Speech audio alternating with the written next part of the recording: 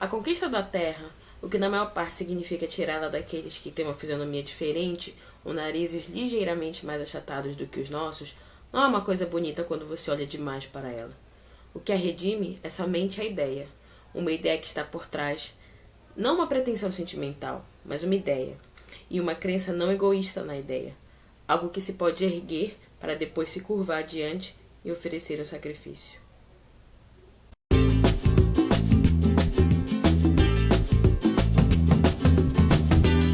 Olá, seja bem-vindo ao canal Extraordinário Leitor Ordinário. Eu sou a Luma e eu sei que eu dei uma sumidinha, mas por questões puramente técnicas, acredite em mim. Mas estou aqui de volta com o prometido no final do vídeo do Conde de Monte Cristo. Estou aqui com a resenha do livro O Coração das Trevas, nessa edição da Folha de São Paulo. É uma edição muito bonita, na minha humilde opinião. E tal, folhas amarelas e tal. Eu só não gostei de uma coisa, que eu fiquei assim, até me confundi um pouco durante a leitura, porque durante a leitura os nomes são Marlowe e Curtis, e aqui na sinopse do livro, aqui na contracapa, a gente tem os nomes Maslow e Curtis.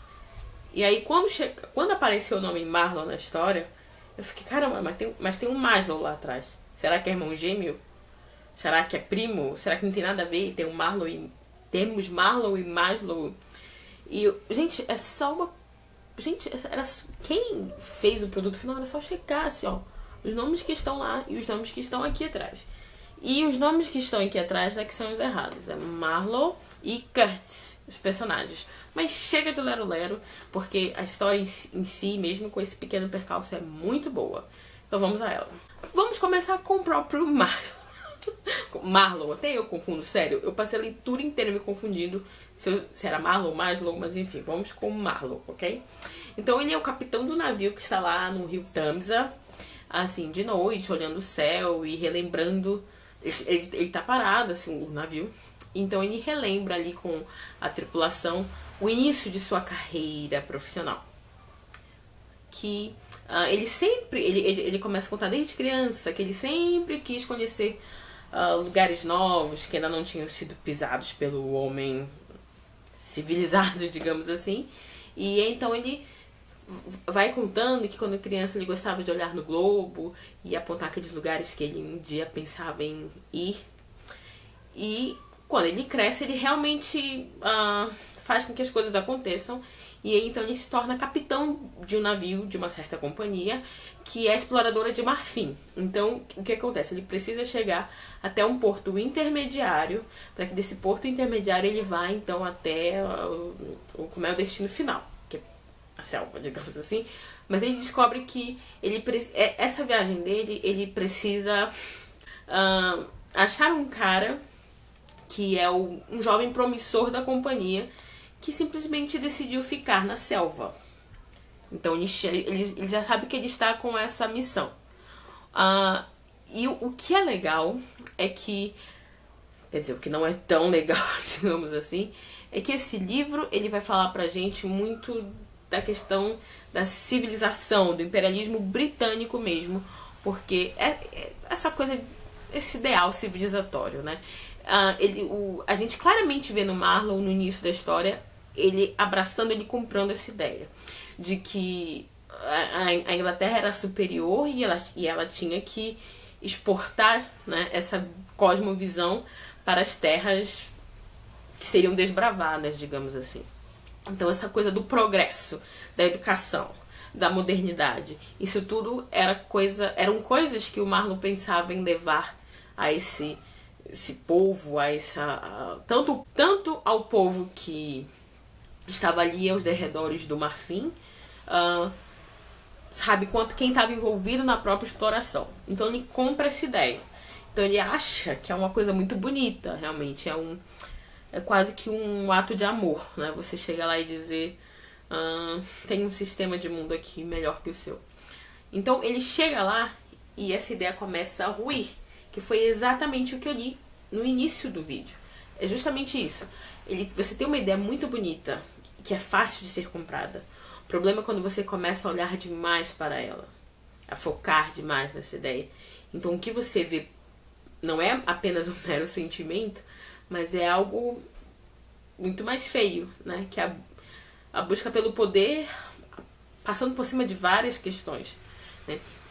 Justamente, e o trecho anterior a esse que eu li ainda é mais significativo, e eu gostaria de ler. É um pouquinho longo, mas eu prometo que vale a pena, então segura aí. Diz assim, ó: não eram colonizadores, a administração deles era mera extorsão e nada mais, desconfio. Eram conquistadores, e para aquilo é preciso apenas força bruta.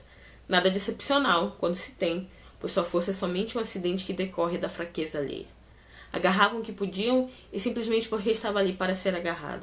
Era simples assalto com violência, agravado com assassinato em alto grau e praticado às cegas pelos homens, como é próprio daqueles que tateiam na escuridão. Esse trecho aqui, que está no início da história, o Marlowe, antes de começar a história assim, ele vai fazer algumas conclusões. E essa conclusão é sobre os romanos, né? Só que agora a gente percebe que o que ele falou sobre os romanos se aplica aos romanos do século XIX. Né? Digamos que o europeu, com seu ideal, né, com seu imperialismo britânico, ele era o romano do século XIX, que se considerava superior e que se considerava por ser mais forte, por ter mais acesso, sei lá, à educação, por ter até o momento uma cultura privilegiada, digamos assim, se considerava no direito de explorar se achava no direito de explorar quem era, na visão deles, inferior, né? E aí sim a gente tem aquela coisa dos narizes, da tomada de terra, né? O que acontece? Quando o Marlowe chega nesse posto secundário, ele vê escravidão ali, né? Por mais que as pessoas recebessem certas quantias em dinheiro, as condições de trabalho eram as piores possíveis. O seu, como é que eu posso dizer, o seu erro mínimo recebia uma penalidade máxima, justamente para servir de exemplo para que ninguém cometesse. Então o que a gente vê, e a gente vê muito negro, muita gente pobre ali. Então o Marlowe começa a ficar incomodado com isso, né? Ele até começa a não olhar mais tanto, a não querer passar mais tanto por onde eles estão. Mas muita gente está ali para mudar de vida, através do marfim, através da exploração do marfim. Então aceitam essa condição porque pensam que lá na frente vão ser capazes de melhorar sua vida, a vida de seus parentes e coisas do tipo. A missão então dá prosseguimento, mas alguma coisa já mudou no coração do Marlowe sobre a bondade britânica, digamos assim. Quando ele chega lá com o Curtis no meio da selva, ele entra no Congo, dentro do coração do Congo, coração das trevas, e o que a gente vai vendo é justamente esse paradoxo, essa contradição. Aqui embaixo ainda está tudo meio que muito certo, sabe? Praticamente todos estão convictos de suas crenças e aí afirmações e coisas do tipo. Conforme eles sobem o rio, a coisa vai mudando de figura. Dessa certeza das coisas, a gente começa a ver uma certa ignorância dos personagens, no sentido mesmo de eles não saberem mais exatamente no que eles estão se metendo. É nesse sentido a ignorância que eu quero dizer. Então a gente vê bem essa contradição entre luz e trevas, entre objetividade aqui embaixo e subjetividade ali em cima. A questão é, como eu já falei, o Curtis ele é um jovem promissor da companhia e que muitos homens ali de diversos graus e cargos admiram, invejam, essas coisas. Então, o que o Marlowe vai recebendo sobre o Curtis são só elogios, assim, sabe? São coisas maravilhosas, que ao mesmo tempo elevam o Curtis na visão do próprio Marlowe e também fazem com que ele queira conhecê-lo desesperadamente. Então ele fica muito agoniado, mas ao mesmo tempo isso é muito bonito na história. Ele meio que essa figura, ok, preciso conhecê-la. Ele fica com essa coisa do preciso conhecê-la. Mesmo que ele saiba muito dos feitos do Marlowe. Mas tem um momento em que duas pessoas ali responsáveis com cargos, agora eu não vou lembrar exatamente, acho que era não vou lembrar quais eram os cargos, mas eles estavam falando sobre o Curtis e o Marlowe estava por perto, meio que sem ser visto. E eles começam a contar algumas contradições sobre o Curtis. E aí sim o Marlowe vai dizer: Então de repente eu via, claramente andando, assim, parece que eu conhecia, que fica muito, como é que eu posso dizer, interessante. Apesar de interessante ser uma palavra que não passa ideia nenhuma. Mas enfim, é uma ideia que ficou comigo, sabe? Essa coisa do... Às vezes a gente só conhece essas pessoas quando a gente vê as contradições que elas têm, né? Porque quando só pintam pra gente que a pessoa é isso, a pessoa é formidável, a pessoa é maravilhosa, a pessoa, sabe, vai se elevando a ponto de você nem conseguir direito se identificar. Mas quando você começa a ver a humanidade, talvez um pouco dessa pessoa, é mais fácil você dizer que conhece tal pessoa. Tô repetindo pessoa muitas vezes em 30 segundos, mas vocês entenderam. Só que, quando ele chega lá, o Curtis, que é esse modelo de homem europeu, porque ao mesmo tempo em que ele é esse jovem promissor, aos olhos de todo mundo, ele é um homem que conseguiu se infiltrar na população isolada, né? Naqueles homens que têm suas próprias leis e regras e culturas e religiões e coisas do tipo. Então ele consegue o melhor de dois mundos nele mesmo. Isso é uma incógnita, porque como é que o colonizador é amigo do povo natural dali? A questão é que, como o vídeo do Literatura Fundamental vai dizer, o professor que tá lá, eu esqueci o nome dele, mas eu vou deixar o vídeo lá embaixo para que você possa ver, ele vai dizer que esse é um paradoxo que o Joseph Conrad não procura responder. Como é que o capitalismo, digamos assim, em certo sentido, se dá tão bem dentro de uma pessoa com o fato de ela estar explorando e tal, mas ela também ser bem vista aos olhos dos próprios explorados, digamos assim. E Joseph, o próprio professor vai dizer que ele meio que enrola durante essa novela, digamos assim, mas ele não responde muito não. Mas calma que ainda tem história. Como eu já falei pra vocês, o Curtis é esse modelo ideal de... Até então, né? Antes do Marlon encontrá-lo. Ele é esse modelo ideal de cultura, de educação, de formalidade, enfim. Quando ele chega lá e ele vai subindo o rio e tudo vai ficando muito subjetivo, ele descobre que o Curtis, e a última informação do Curtis que a gente tinha é que ele veio com um carregamento de marfim, mas no meio do caminho ele decide voltar. Quando ele chega lá, ele descobre que o Curtis virou um deus no meio do povo isolado. Mesmo, no sentido de Deus, no sentido de ser adorado, de ser reverenciado como meio que uma divindade, assim. E fica assim, peraí, esse cara, lembra que na história meio que o Curtis representa a Europa. E ele, de repente, começa a ser desconstruído.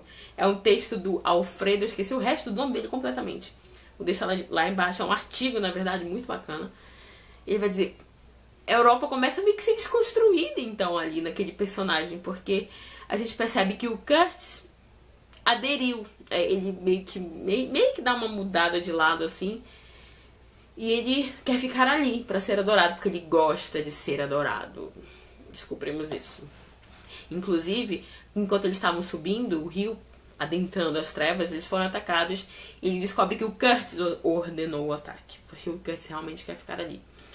A questão é que isso é meio que uma decepção enorme para o próprio Marlowe, porque ele vinha construído uma imagem muito alta, muito superior sobre o Curtis. Então, eles conseguem, não vou dizer como, leia o livro. E agora, a partir daqui começam os spoilers, meus vídeos provavelmente todos vão ter spoilers, mas fazer o quê? Então eles conseguem trazer o Curtis de volta para uma série de conversas e como revelações, auto-revelações, enfim, meio que um auto-entendimento. Só que o Curtis não resiste a essa viagem, né? Ele morre no meio da viagem falando uma frase que aparentemente é bem conhecida, assim, eu não conhecia, mas pesquisando aparentemente é bem conhecida no meio literário, que é o horror. E esse o horror pode ter muitos significados, né? Pode ter significado que o professor fala no vídeo, justamente dele não conseguir trabalhar muito bem essas duas visões de mundo tão opostas dentro de si.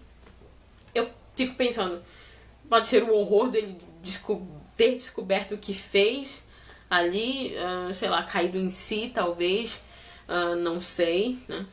Então, o horror, eu sinto que ele tem uma influência muito grande sobre o Marlowe também, porque o próprio Marlowe fica com essa frase pra si, e eu acho que o horror serve pra justamente a gente ter a ideia que o Marlowe teve no final sobre o Curtis. Um horror.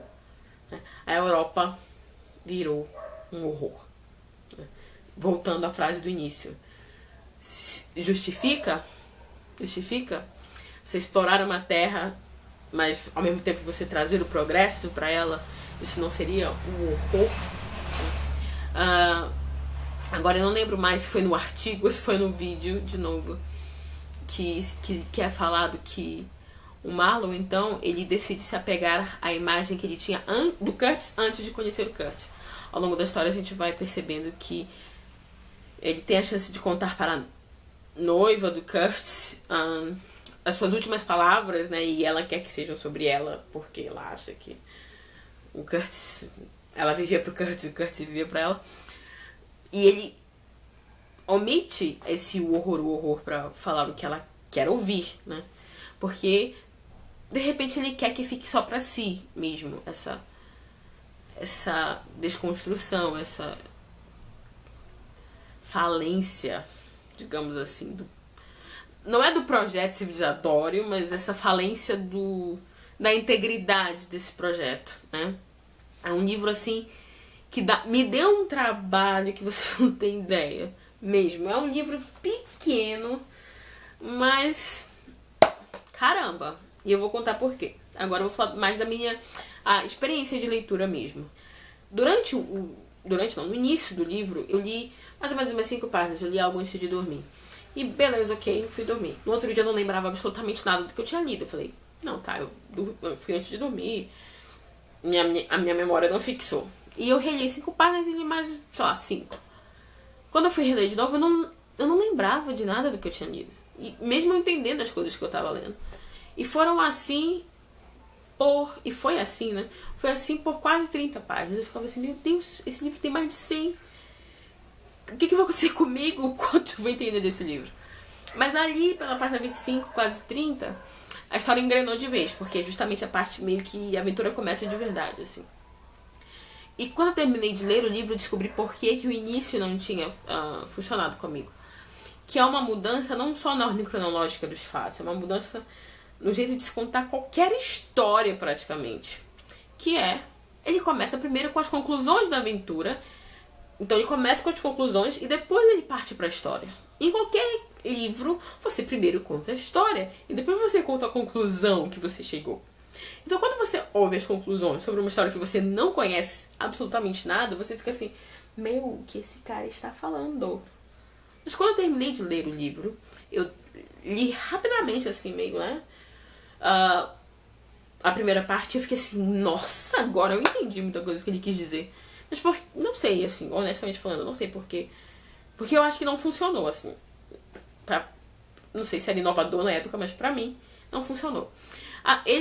Eu esqueci de falar isso no início do vídeo do Joseph Conrad. Ele era polonês, mas enfim, foi considerado praticamente um britânico ao longo de sua vida inteira. E a Virginia Woolf vai dizer que ele é um convidado ilustre da literatura inglesa. Olha que coisa linda, gente. Eu fiquei assim, meu Deus. E outra coisa que eu li também sobre o Joseph Conrad é que ele queria escrever coisas desafiadoras e coisas instigantes e que te fazem refletir. Mas ele meio que foi desistindo disso porque não tinha muita repercussão, porque não tinha muito retorno, enfim. É meio triste, né? A gente pensar que o autor decide ceder um pouco, ou descer, na verdade, um pouco do ápice do seu talento para ser mais lido, aceito e compreendido, em certa parte também, pelos seus leitores.